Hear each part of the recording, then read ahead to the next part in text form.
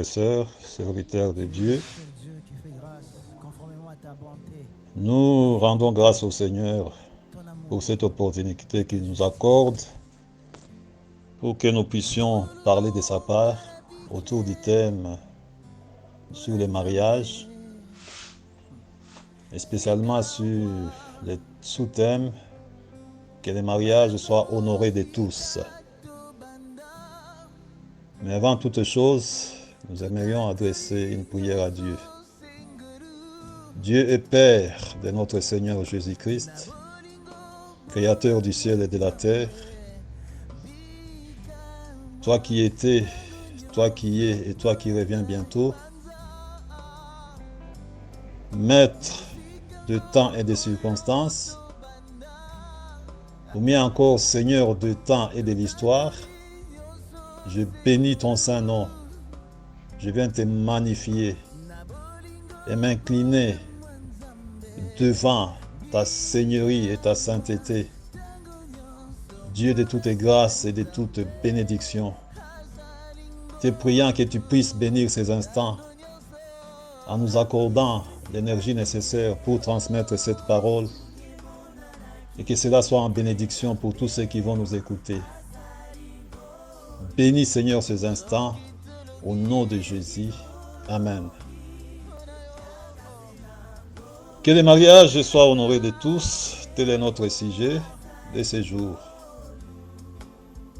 Mais avant toute chose, j'aimerais lire les versets de base concernant les mariages. Nous sommes dans les livres des origines, spécialement dans Genèse 2, le verset 24. Il est écrit: « C'est pourquoi l'homme quittera son père et sa mère, et s'attachera à sa femme, et ils deviendront une seule chair. » Je peux ajouter encore une portion des Écritures dans Osée 6.4, la première partie.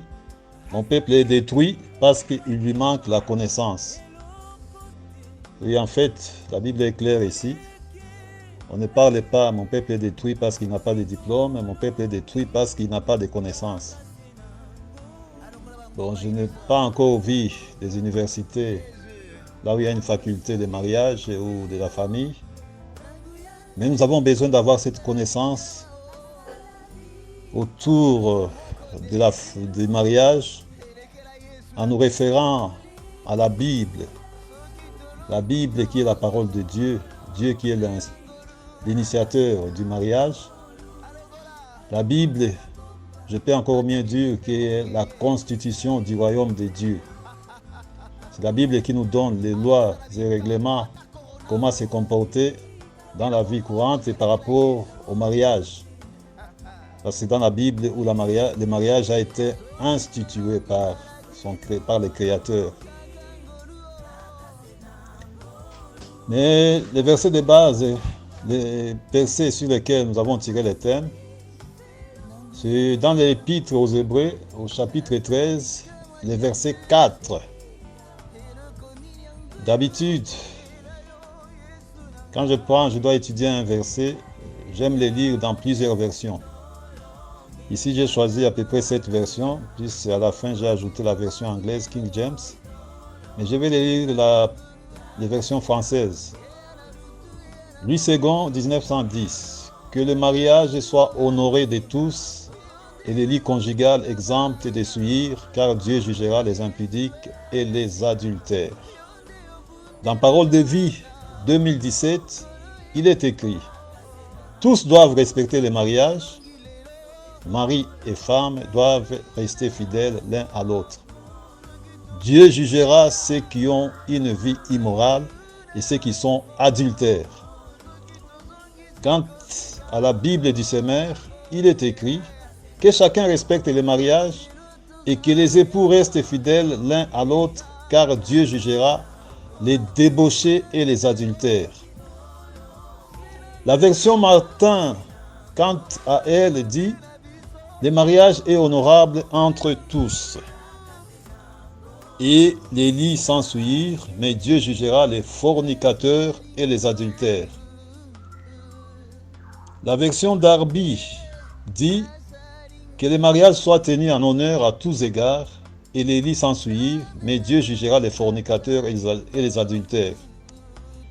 La nouvelle version français courant, que les mariages soient respectés par tous, que les épouses soient fidèles l'un à l'autre. Dieu jugera les gens qui vivent dans la débauche et ceux qui commettent l'adultère.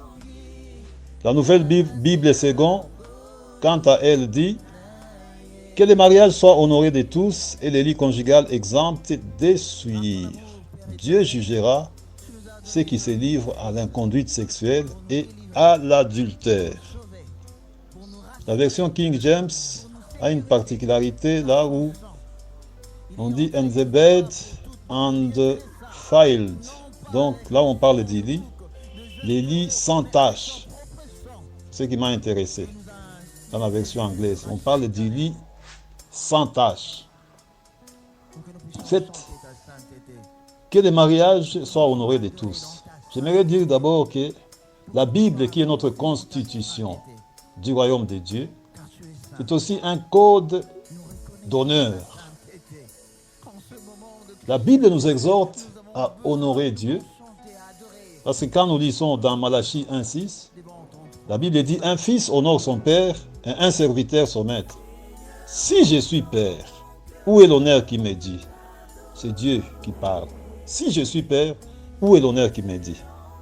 La Bible nous exhorte d'honorer que les enfants honorent leurs parents. La Bible nous exhorte d'honorer ceux qui sont élevés en dignité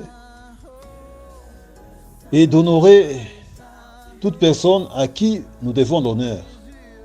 Mais quant aux serviteurs de Dieu, ceux qui travaillent à la prédication et à l'enseignement, la Bible même juge qu'ils sont dignes d'un double honneur. Donc la Bible, c'est un livre d'honneur. C'est un code d'honneur. Et la Bible, dans notre thème ici, que les mariages soient honorés de tous. La Bible nous exhorte à tous les humains d'honorer les mariages. Parce que c'est la première institution que Dieu a mise en œuvre sur cette terre.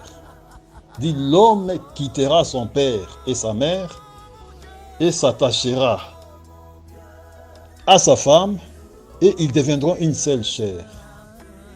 Donc là la Bible nous parle du mariage et qui doit être honoré par tous. Le monde connaît à ce jour une évolution quelque peu malheureuse. Vous savez que quand nous lisons la Bible en principe avec une loupe des yeux, avec des yeux ayant une loupe spirituelle, nous remarquerons que dans la Bible, il y a 3 formes de gouvernement. Il y a d'abord la famille, il y a l'État et l'Église. C'est les 3 formes de famille et de gouvernement qui existent. Mais la Bible nous ordonne, nous exige à honorer les mariages. Les mariages, en fait, c'est des mariages qui débouchent la famille. Parce que vous verrez que la consommation du mariage, c'est fait par les rapports sexuels. Et les rapports sexuels, c'est pour la reproduction de la race humaine. Premièrement, pour la reproduction de la race humaine. Et après, il y a aussi d'autres aspects qu'on ne va pas aborder ici. Mais les versets que nous avons lus, Hébreux 13, 4, on voit bien que Dieu est en train de s'opposer aux relations impures. Donc on parle de l'impudicité, de l'adultère. L'impudicité, c'est plus quand un célibataire s'allie dans des rapports avec un autre célibataire en dehors du cadre du mariage ou avec un homme marié en dehors du cadre du mariage. Tout ce qui se passe, tout rapport sexuel en dehors du cadre du mariage conduit soit à l'impudicité, à une vie immorale, à l'adultère, à la débauche, et conduit à la fornication, conduit à une inconduite sexuelle. Tout cela, Dieu condamne. Parce que l'acte sexuel doit avoir une connotation de sainteté dans le cadre, uniquement autorisé dans le cadre du mariage. Il dit que le mariage soit honoré de tous. Pour que le mariage soit honoré, C'est-à-dire que dans l'ordre des priorités dans la vie, le mariage ou la famille doit avoir une place de choix, une place, la préséance sur les autres. Quand on est serviteur de Dieu, nous devons savoir faire l'ordre des priorités. Bien entendu, Dieu occupe la première place, notre relation avec Dieu doit occuper la première place. Mais après Dieu, il y a la famille. On ne doit pas sacrifier nos relations dans la famille au profit du ministère ou des œuvres ou du travail de l'Église. Nous devons toujours mettre la famille en première place. Les sociologues disent que la famille est la cellule de base de la nation. Une nation forte, en principe, doit être constituée de familles fortes, unies. Parce que dans la famille, c'est le fondement même d'une société. Si on rate l'éducation familiale, nous aurons des églises faibles, nous aurons des nations faibles, des gens qui ont raté leur éducation et qui, dans la vie courante, ne seront pas utiles pour la société. C'est pour cela que nous devons honorer les mariages, parce que du mariage, d'où découle la famille, dépendent les restes des choses, les restes de l'émergence même des églises et des nations. Montre-moi, quelqu'un disait montre-moi un homme qui a une famille unie, je te montrerai un homme qui a réussi dans sa vie. Souvent, la réussite dans la vie, nous croyons que réussir dans la vie, c'est l'accumulation des biens terrestres, des biens de ce monde que nous serons appelés à laisser un jour. Mais c'est plus, la réussite doit être concentrée sur notre famille. Et aujourd'hui, le diable, sachant cela, il attaque la société par les fondements. Parce que le fondement de la société, c'est la famille même. Tout ce que nous vivons actuellement dans plusieurs pays, les législateurs acceptent la polygamie, c'est-à-dire un homme peut avoir plusieurs femmes, acceptent la polyandrie, une femme peut avoir plusieurs hommes, et l'adultère n'est plus une cause de divorce. Si vous allez dans certains pays, vous allez au tribunal pour cause d'adultère, demander le divorce, on ne vous accorde pas, parce que c'est la sexualité pour tous. Même les enfants, à l'école maternelle, apprennent déjà la sexualité, non pas seulement en théorie, même en pratique. C'est-à-dire les publicités que nous voyons dans les réseaux sociaux, sur les médias, sur les télévisions, consacrent l'apologie de l'adultère. Donc tout ça, on consacre l'homosexualité, ainsi de suite, et toutes ces perversions sexuelles qui peuvent exister. C'est pour attaquer en fait la famille, qui est le fondement même de la société. C'est-à-dire que l'honneur qui est dû au mariage aujourd'hui n'est plus d'actualité. C'est devenu une vieillerie, une vieille histoire. L'honneur dû au mariage. Et on a fait pratiquement du mariage un folklore, ou quelque chose un rituel coutumier ou un rituel culturel pour quand on grandit, quand on atteint un certain âge, ce qui est normal, on se marie, et dans certains cas même on vous dit que tel qui a déjà atteint un certain âge qui ne se marie pas, c'est qu'il est comme un fou. Dans certaines coutumes, il y a même des expressions qui disent que c'est comme un fou, un célibataire est semblable à un fou. Et nous devons savoir que le mariage est attaqué de tous bords. Et comme on attaque le mariage, c'est en fait la société qui est attaquée. La société, et surtout, on cherche à pervertir même ce que Dieu a institué. Les gens ne s'occupent plus de Dieu, ils s'occupent d'autres histoires. Donc c'est une société qui cherche à vivre sans Dieu. C'est une société où on remarque toutes sortes de perversions sexuelles sur le plan du mariage, rien n'est respecté. Or, la Bible nous dit ici que le mariage soit honoré de tous. Et dans notre enseignement de ce jour, nous exhortons chaque foyer, que dans chaque foyer, qu'il puisse y régner une atmosphère de palais royal. où une reine et un roi s'honorent mutuellement et honorent ensemble la gloire de Christ, Christ qui est l'époux des époux. Parce que vous devez savoir que pour vous montrer l'importance du mariage, on a pris ces métaphores entre Christ et l'Église, comme Christ l'époux et l'Église l'épouse, pour vous montrer que le mariage a un grand... Le mariage est très honoré par Dieu et que les hommes aussi doivent honorer. On s'inspire du mariage même pour exprimer les relations en termes de comparaison, les relations entre Christ et l'Église. Le mariage doit être honoré. Nous devons honorer le mariage en tout et pour tout, parce que c'est Dieu qui nous recommande cela. Et dans notre étude ici, nous avons choisi d'aborder, de développer ce message en 10 points, en se référant aux 10 commandements. Donc nous allons faire une liaison entre les 10 commandements et le mariage, pour voir comment notre constitution, la Bible, a été écrite. C'était pour que le mariage, donc la famille, qui est la base, le fondement de la société, puisse être honoré. Et c'est là pour que Dieu soit réellement glorifié. Ainsi, dans le développement que nous commencerons demain, nous verrons les 10 commandements dans l'Exode, les rapports avec le mariage.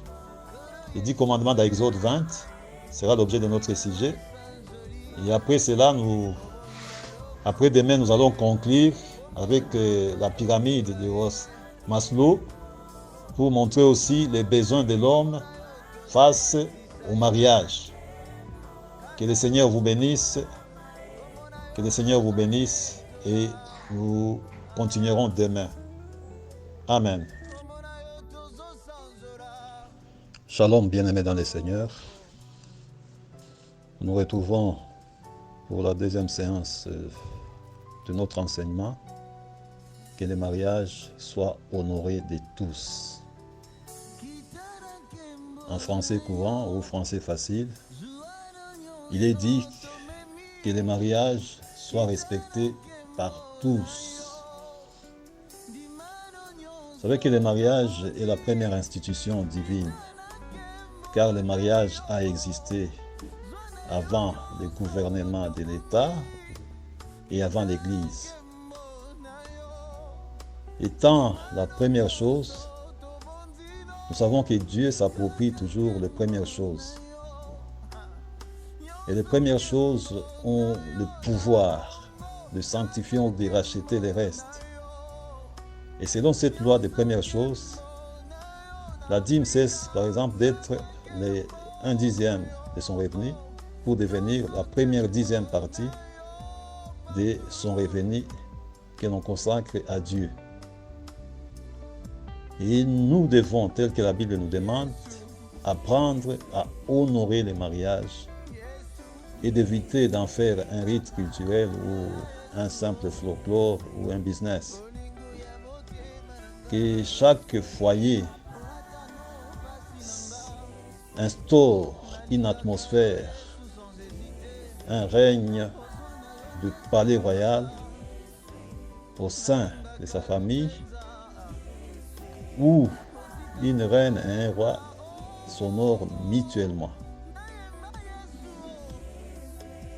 Et avant d'entrer dans les vifs du sujet, parce qu'aujourd'hui nous allons développer ce sujet,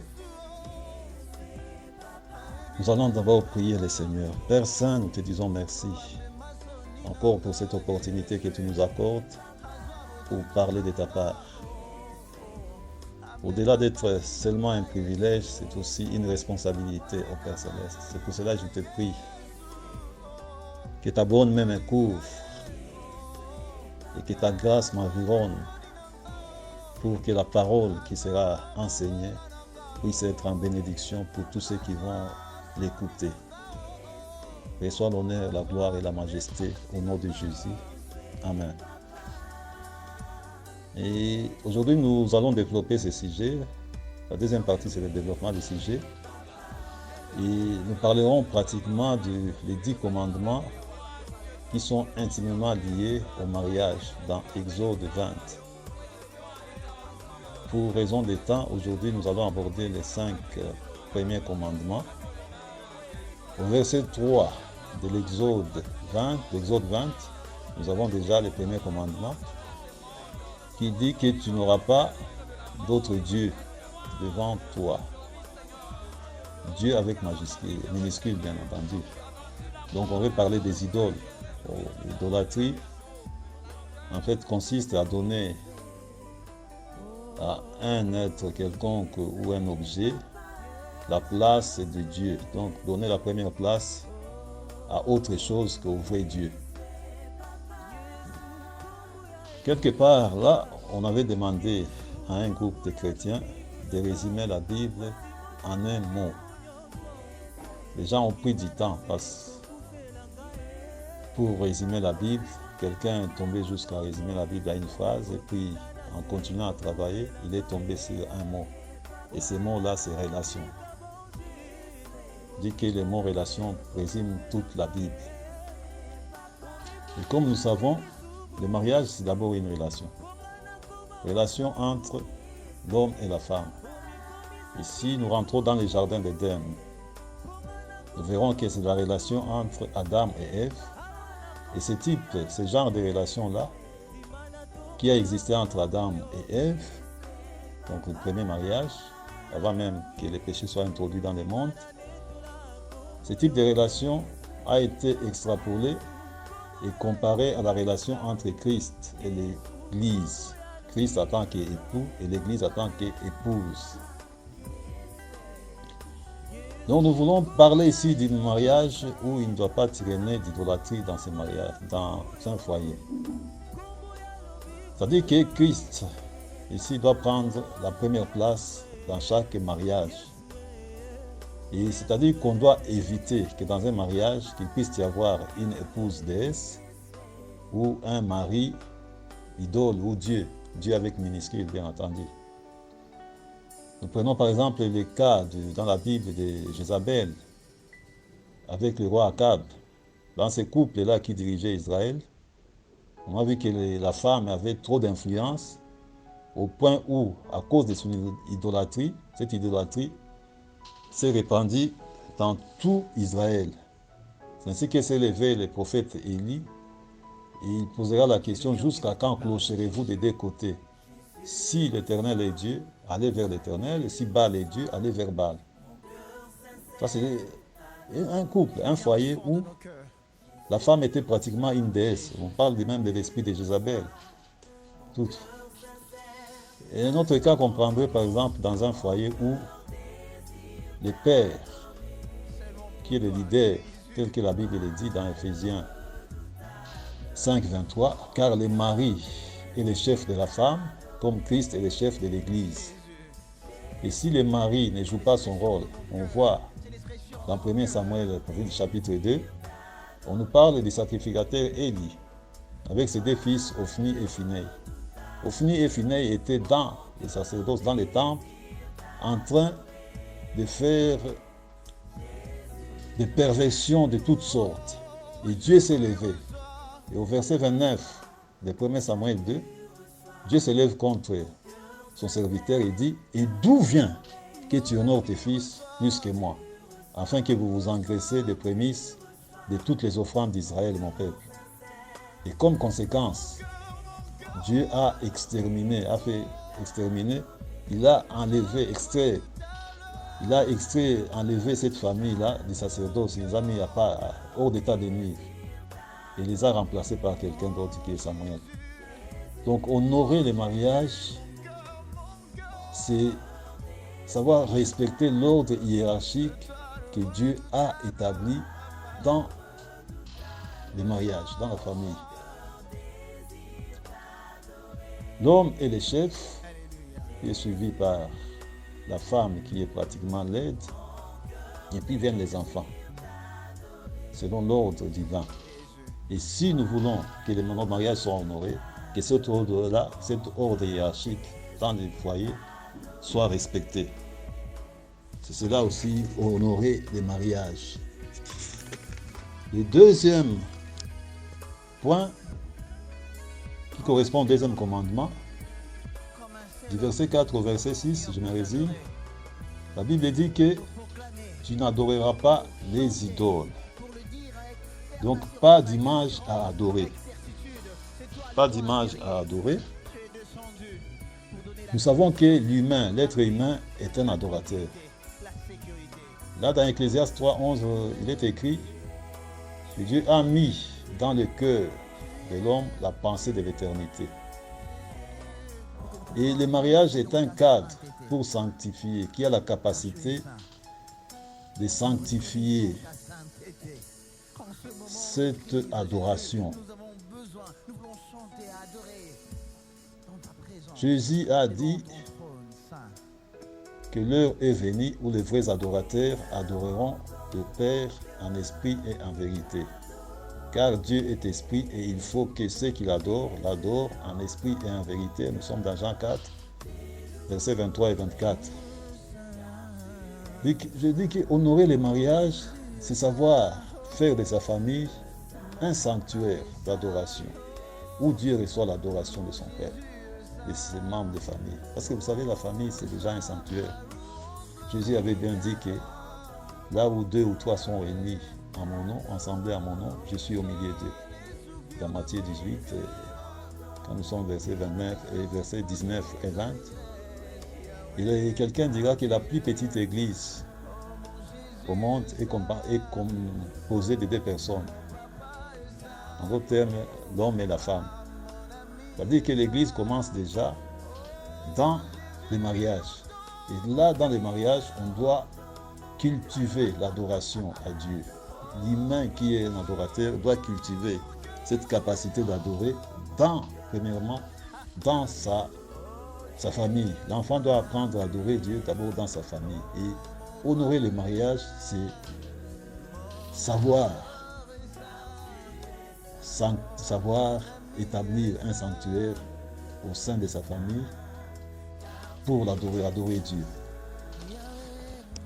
Et le troisième point, pour adorer et pour honorer le mariage, nous référons au troisième commandement, nous sommes au verset 7 de Exode 20. Il est écrit, tu ne profaneras pas mon nom, ou tu n'invoqueras pas le nom de Dieu en vain. Vous savez que le mariage est un engagement à vie, de totale fidélité. On s'engage. Souvent quand nous allons dans les mariages, dans nos églises, nous disons que devant Dieu et devant les hommes, je prends l'engagement de chérir mon époux, mon épouse, jusqu'à ce que la mort nous sépare. Donc le mariage, c'est une alliance de sang. Nous faisons des promesses, des fois peut-être sans nous en rendre compte. Il dit qu'il n'y a que la mort qui peut briser le mariage, en principe. Et tout engagement, et nous le faisons sous serment. Honorer le mariage, c'est respecter ces serments, les serments que nous faisons là, pour le bonheur et pour le pire. Que le divorce ne soit point nommé ou envisagé parmi les enfants de Dieu, parce que le mariage est sacré. Dans les cours de droit civil, on nous disait que la dernière possibilité à envisager dans un couple, dans une famille, c'est le divorce. C'est-à-dire qu'avant de recourir au divorce, on doit avoir recouru à tous les autres moyens. S'il y a vraiment une possibilité de cohabitation, la dernière cartouche, c'est le divorce.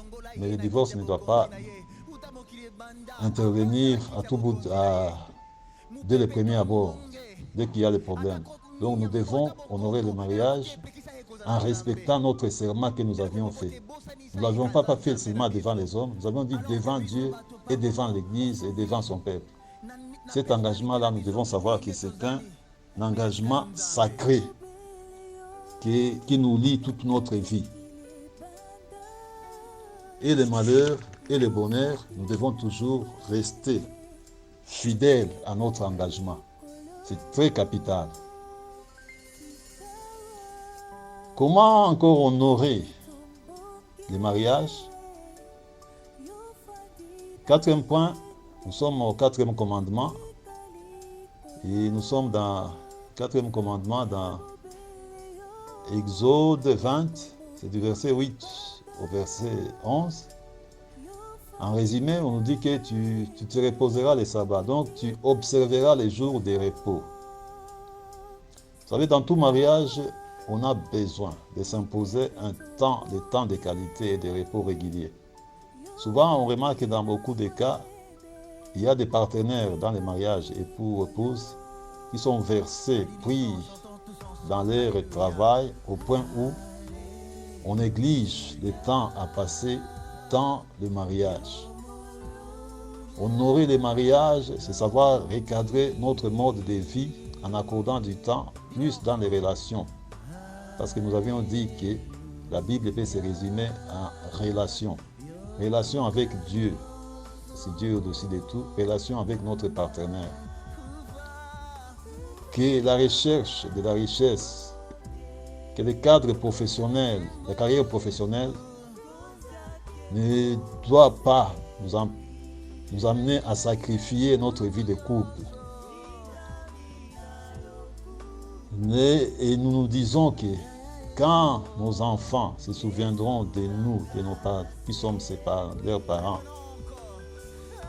vont-ils se souvenir de nous comme d'un parent qui bossait dur, ou vont-ils se souvenir de nous comme un parent qui aimait, c'est-à-dire qui avait le temps à consacrer à sa famille, à ses enfants.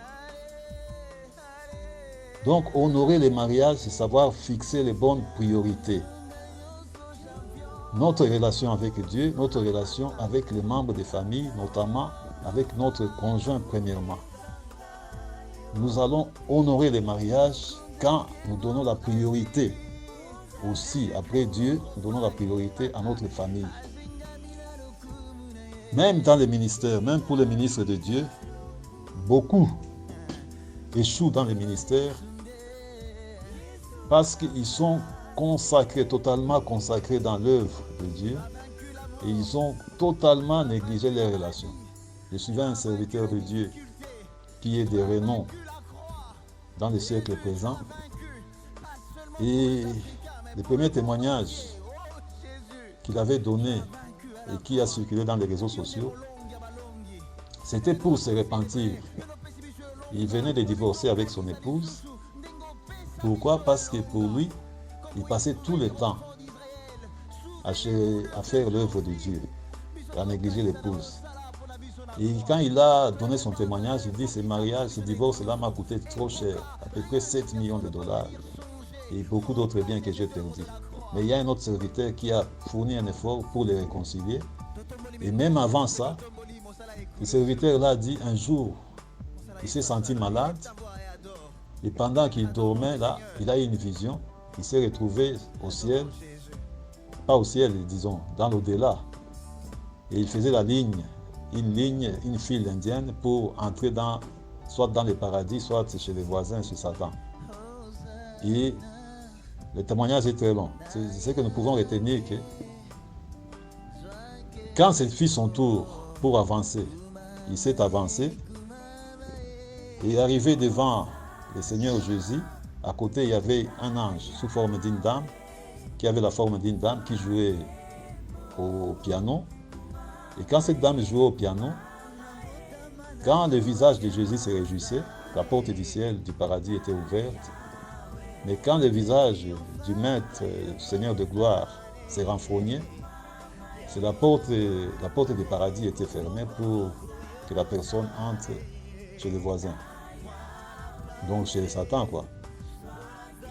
Et quand c'était arrivé à son tour, quand l'ange là l'a vu avancer, l'ange commençait à jouer une musique là, et l'ange se réjouissait parce qu'il connaissait, l'ange là, et connaissait l'homme de Dieu. Mais il était surpris que le visage de Jésus, au lieu de se réjouir, le visage se renfrognait. Et quand maintenant devait arriver son tour pour que l'une des portes s'ouvre ou se ferme, le serviteur de Dieu s'est réveillé de son sommeil Et il a donné ce témoignage, il disait que malgré que je continue à servir Dieu et que les miracles accompagnaient mon ministère, mais au-dedans de moi, je savais que je perdais une chose. J'avais perdu la chose de Dieu à cause du divorce. Il avait perdu la chose de Dieu et qu'il allait rater le ciel malgré tout ce qu'il avait fait pour Dieu. Et ici, c'est très important d'insister un peu sur ce témoignage parce que beaucoup d'hommes de Dieu se retrouveront en enfer à cause du divorce. Il faut qu'on le sache. Vous savez, la Bible dit que les adultères, les voleurs, ainsi de suite, n'hériteront pas le royaume des cieux. Vous savez, beaucoup ont divorcé et après quelques temps, ils ont retrouvé un semblant de calme, ne sachant pas que le divorce n'est pas accepté par Dieu. Et que les derniers jours, quand ils se retrouveront devant Dieu, à cause de ce divorce-là, malgré tout ce qu'ils auront fait, comme œuvre de Dieu, ils n'hériteront pas le royaume de Dieu. Que Dieu nous aide à nous repentir, nous qui prenons à la légère les mariages. Que les mariages soient honorés de tous. Enfin, nous honorons les mariages aussi. C'est le 5e point. En honorant, le verset, le 5e commandement dit, tu honoreras tes parents. Tu honoreras tes parents. Dans d'autres, on dit, honore ton père et ta mère. Vous savez, les parents sont des autorités déléguées par Dieu sur cette terre. Dieu est l'autorité suprême, mais les autorités déléguées, nous avons les parents aussi qui sont les autorités déléguées. C'est pour cela, dans certains de nos coutumes, dans nos langues, nous disons que Baboti, Banzambia, c'est donc les parents sont les dieux sur cette terre ici, parce qu'ils sont des autorités qui ont été déléguées par Dieu. La Bible dit que nous devons honorer, d'ailleurs, la Bible dit honore ton père et ta mère, car c'est l'unique commandement qui est accompagné d'une promesse pour vivre longtemps.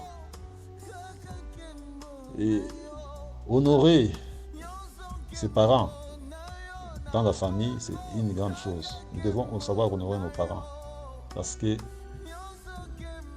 les parents, en tant qu'autorité, ils peuvent bénir comme ils peuvent maudire.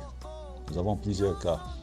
Il y avait un frère qui était allé dans un ministère, là où on parle des servitudes et consorts. Quand son père est venu du village, le frère ne voulait pas s'approcher de son père et son père remarquait cette distance, méfiance-là, avec des paroles qui n'honorent pas les parents, jusqu'à ce que le père, il s'est brouillé avec son père. Le père était obligé de le maudire. Vous savez, quand on maudit en Afrique, le père sort ses habits, il les maudit en prononçant des paroles. Mais avant de mourir, le père a appelé son fils là qu'il vienne pour qu'il puisse ôter cette malédiction. Le fils n'est jamais passé. Le père est mort comme ça, avec la malédiction qu'il avait déjà prononcée. Vous savez maintenant, le frère là, malgré qu'il est officier dans la police, officier supérieur dans la police, tout ne marche plus, la santé ne marche plus. Donc la malédiction là commence à les ronger petit à petit, et même sa carrière professionnelle est mise en jeu. Nous devons savoir honorer nos parents. Donc dans ce que je disais que nous devons rendre nos familles, nos foyers, à des sortes de créer une atmosphère de palais royal où les uns et les autres sont. Parce que dans les palais royaux, l'honneur ne commence pas quand les rois ou la reine sont à l'extérieur. Déjà quand ils quittent leur chambre, les premières personnes qui vont les rencontrer doivent s'incliner. Sa Majesté, mes respects, Sa Majesté, doivent s'incliner. De même que les jeunes, nos enfants aussi, doivent nous honorer en tant que parents et nous aussi les préparer. Parce qu'aujourd'hui, je prends par exemple un cas, les jeunes gens qui se marient doivent demander la main de leur bien, de leur fiancé à l'autorité qui sont les parents. Ça s'appelle l'autorité d'amour. C'est les autorités d'amour-là qui ont élevé la fille, qui l'ont éduquée, qui l'ont protégée, qui l'ont gardée, peut-être pire des péchés de fornication. C'est ainsi que dans nos coutumes, quand une fille se marie vierge, dans certaines coutumes-là, au-delà de la dot, on donne même une chèvre en plus à cause de la virginité de la fille. C'est une façon d'honorer ses parents aussi. Et des parents aussi d'avoir honoré leur enfant. Quand les époux sont comme des princes précieux qui sont bénis dans un amour qui vient d'en haut. Parce que quand les parents ont bien élevé leurs enfants et qu'ils les amènent au mariage en esprit, en pur, de gens qui sont purs de toute fornication, des péchés de fornication, ça fait l'honneur de la famille, des mariages, et Dieu aussi est honoré. Que les mariages soient honorés de tous. Nous allons continuer demain avec les 5 autres points et la conclusion. Je termine en priant, Père Céleste. Je te dis merci pour ce temps que nous venons de passer pour annoncer ta parole. Faites assez que Seigneur, que quelqu'un reçoive quelque chose en plus pour sa vie et que sa famille que les mariages soient honorés parce que c'est ta volonté. Au nom de Jésus. Amen. Shalom, éminent serviteur de Dieu, vous qui êtes branchés sur le groupe WhatsApp The Man of God. Nous bénissons encore Dieu et nous allons passer à la conclusion de notre message. Que les mariages soient honorés de tous. Avant toute chose, nous prions notre Père. Éternel, notre Père céleste, nous te disons merci. À chaque matin, tu renouvelles ta bonté et tes compassions ne sont pas à leur terme. C'est le cœur qui veut te parler. Merci encore d'être avec nous ce matin pour que nous puissions apporter ce message. Que ton esprit nous dirige en toutes choses et que ton peuple puisse recevoir quelque chose qui vient de toi. Au nom de Jésus, Amen. Nous nous étions arrêtés sur le 5e point en parlant du commandement. Nous sommes maintenant au 6e commandement. Tu ne tueras point. Tu ne tueras point. Dans d'autres versions, on dit tu ne commettras pas de meurtre. C'est le verset 13. Mais quel type de meurtre peuvent-ils se commettre dans les mariages? Vous savez, les mariages tels que nous l'avons lu dans notre verset aussi de base, que les mariages soient honorés de tous et les lits conjugales exemptés des souillures. En parlant du mariage, du respect du mariage, l'auteur aux Hébreux évoque immédiatement après les lits conjugales. Et dans certaines versions anglaises, on a parlé que les lits conjugales, les lits soient sans tache. Vous savez, c'est sur les lits où se passe pratiquement pareil à un hôtel. Et où se passe le rapport sexuel, c'est sur le lit, et c'est là où le sang coule. Les types de maîtres qu'on trouve souvent dans les mariages, dans les familles, c'est souvent les avortements. Quelqu'un a dit que le mariage est comparable aux 2 chérubins qui couvrent de leurs ailes les propitiatoires ou les couvercles de l'arche de l'Alliance.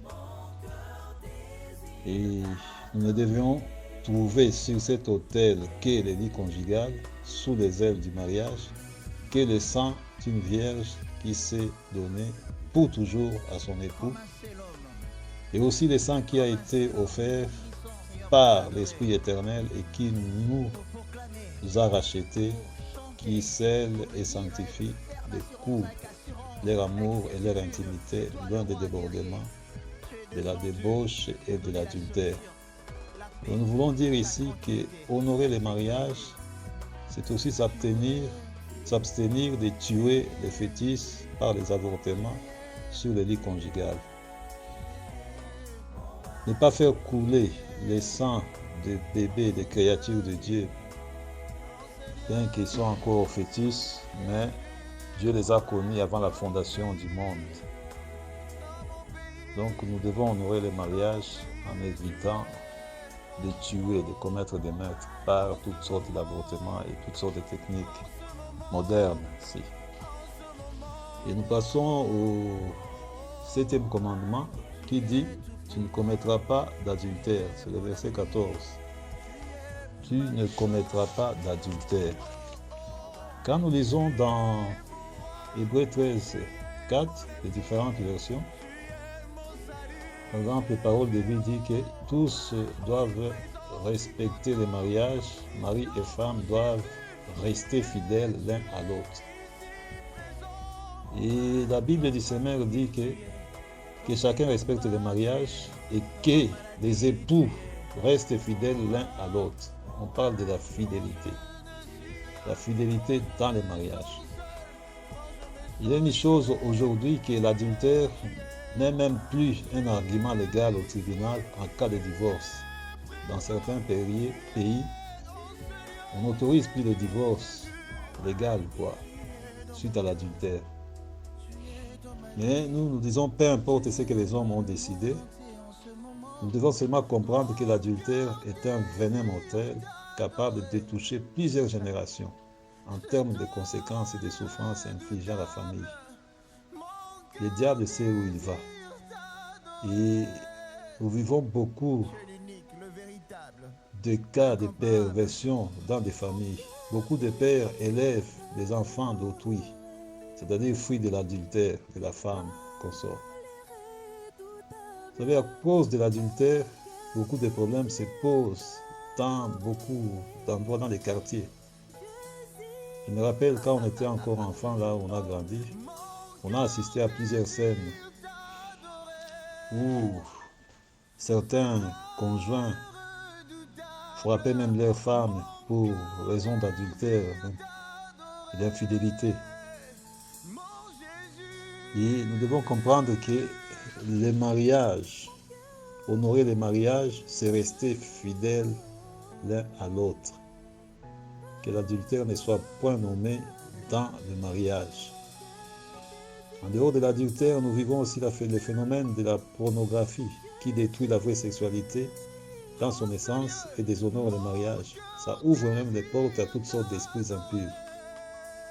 Vous savez que les rapports sexuels, c'est la consommation du mariage. Quand tu n'as pas de rapport sexuel, le mariage n'est pas consommé. Je suis tombé sur un cas d'une jeune fille qui venait de quitter le toit conjugal pour raison et que après 2 ans de mariage, elle n'a jamais eu de rapport sexuel avec son mari parce que son mari était impuissant. Et elle était obligée de quitter le mariage. Et souvent, quand vous posez la question, vous trouvez que c'est une jeune fille qui n'a que 20 ans et on l'a mariée. Ses parents l'ont mariée à 18 ans sans toutefois avoir l'expérience et tombe sur un cas d'un mari qui ne fonctionne pratiquement pas. Il est obligé de quitter le mariage parce que le mariage n'a jamais été consommé. Je lui ai dit, priez le Seigneur, que le Seigneur te conduise autrement. Parce que comme le mariage n'avait jamais été consommé, il n'allait pas rester dans le mariage sans qu'il y ait rapport sexuel. Parce que nous devons comprendre aussi que le but du mariage, Dieu l'a permis pour que l'espèce humaine puisse procréer, on puisse multiplier l'espèce humaine. Là où il n'y a pas de rapport sexuel, il n'y a pas de mariage. Et le 8e point, c'est le 8e commandement qui dit « Tu ne déroberas pas », c'est-à-dire « Tu ne voleras pas ». En fait, pour avoir une femme, il y a certaines procédures que nous devons suivre. Et la Bible dit dans Proverbe 18, 22, « Celui qui trouve une femme trouve le bonheur, c'est une grâce qu'il obtient de l'Éternel. » C'est-à-dire que nous allons pratiquement, les fiancés vont pratiquement se présenter chez les parents de la fiancée qui sont pratiquement en termes un peu vulgaires, nous dirons propriétaire de l'enfant. Et pour honorer ces mariages, on doit respecter les règles des jeux pour épouser la femme. Les concubinages où le couple vit sans l'accord des parents est semblable à un vol. C'est comme qui dirait le fils prodigue qui avait arraché l'héritage avant terme de main de son père. Il est allé tout dilapider sans honneur ni sagesse. Il a volé son héritage en fait. Il y a des femmes, des filles qui restent dans le couple, dans un concubinage où le mari, soi-disant le concubin, n'a jamais honoré ce qu'il doit donner aux parents pour avoir la fille. C'est une sorte de vol, d'avoir dérobé.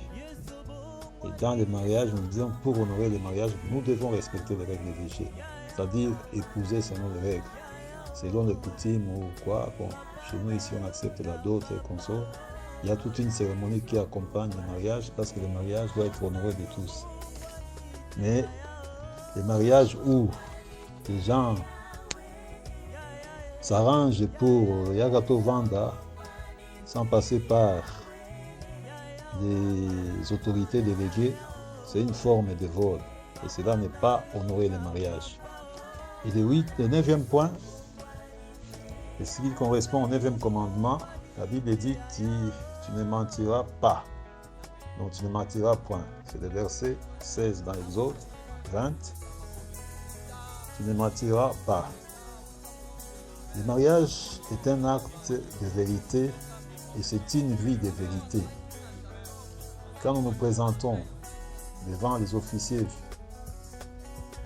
civils ou religieux, les mariés font les serments comme nous l'avons dit avant.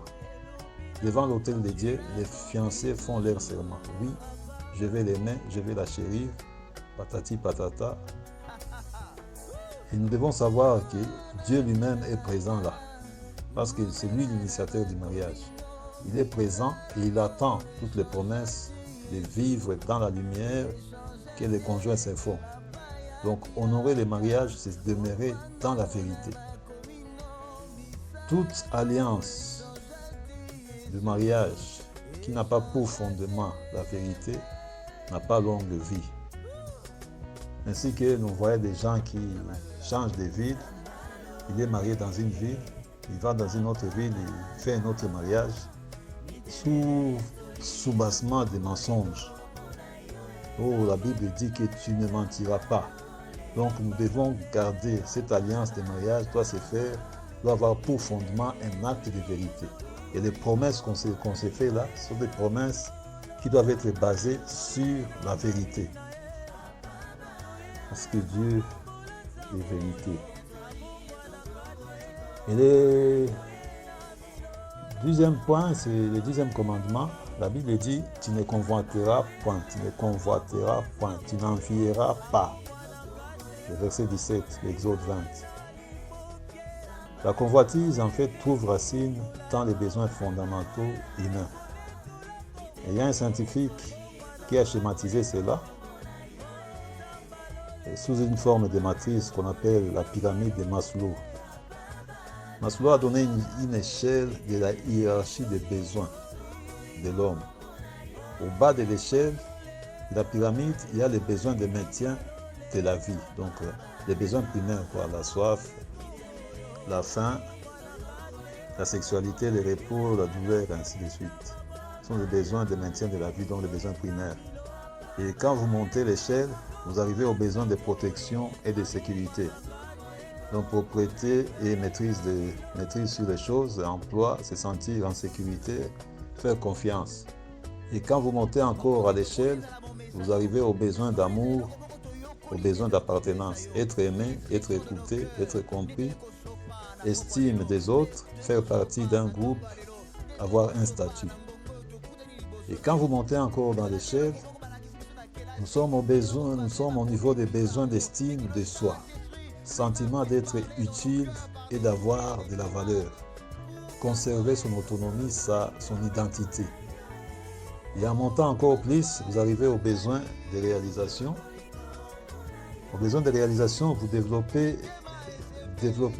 ces connaissances, ces valeurs, créer, en fait, résoudre des problèmes complexes. Là, besoin de réalisation. Vous montez un peu dans l'échelle.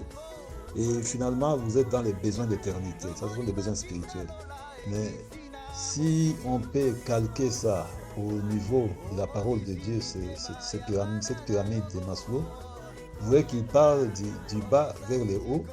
Il part en fait de l'âme, pas de l'âme, du corps, de l'âme et de l'esprit.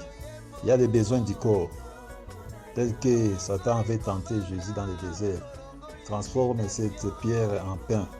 Donc les besoins du corps. Il y a les besoins de l'âme et les besoins de l'esprit. Les besoins spirituels, c'est les besoins d'adoration et consort, tels que nous avions dit que Dieu a mis dans l'homme la pensée de l'éternité. Et les besoins de l'éternité sont les besoins spirituels, les besoins supérieurs. C'est comme ça ici, okay? Le mariage, c'est un cadre où tous ces besoins doivent se réaliser. Donc le mariage est une alliance qui répond entièrement à ces besoins pour qu'on honore le mariage, pour qu'on honore le mariage, qu'on ne le prenne pas pour une option, une solution à essayer ou à la légère. Donc le mariage est une alliance qui répond entièrement à ses besoins.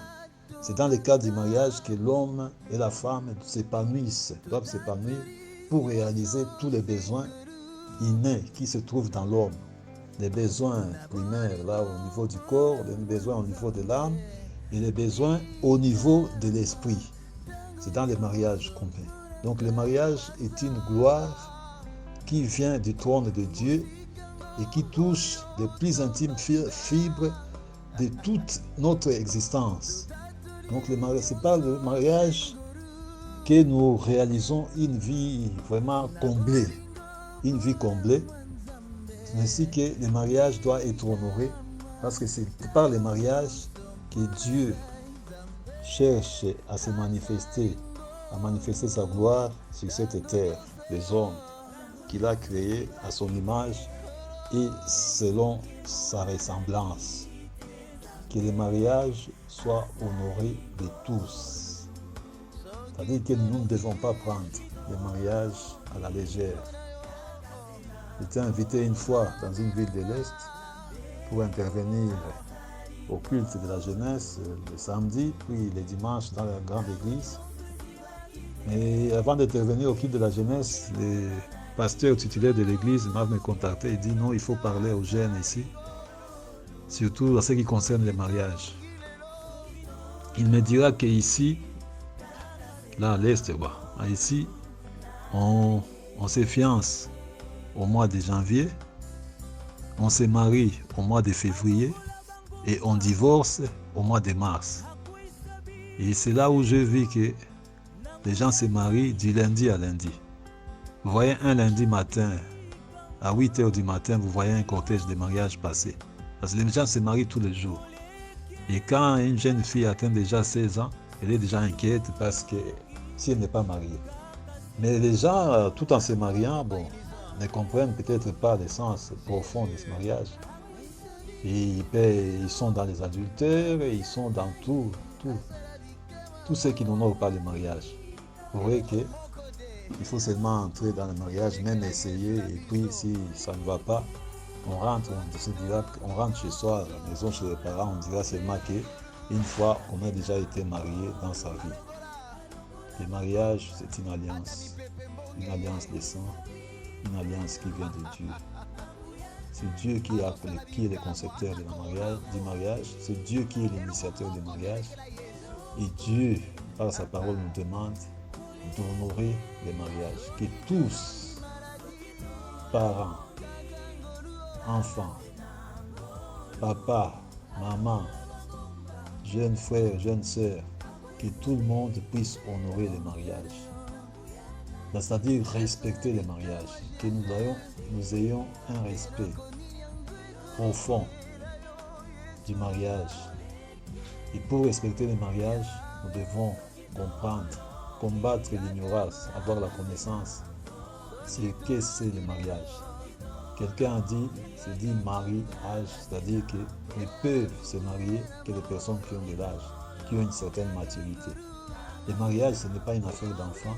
Le mariage, c'est une affaire de personnes matures, des gens qui ont une certaine maturité et qui peuvent avoir des enfants et s'élever dans de bonnes conditions pour que la société dans laquelle nous sommes soit une société forte.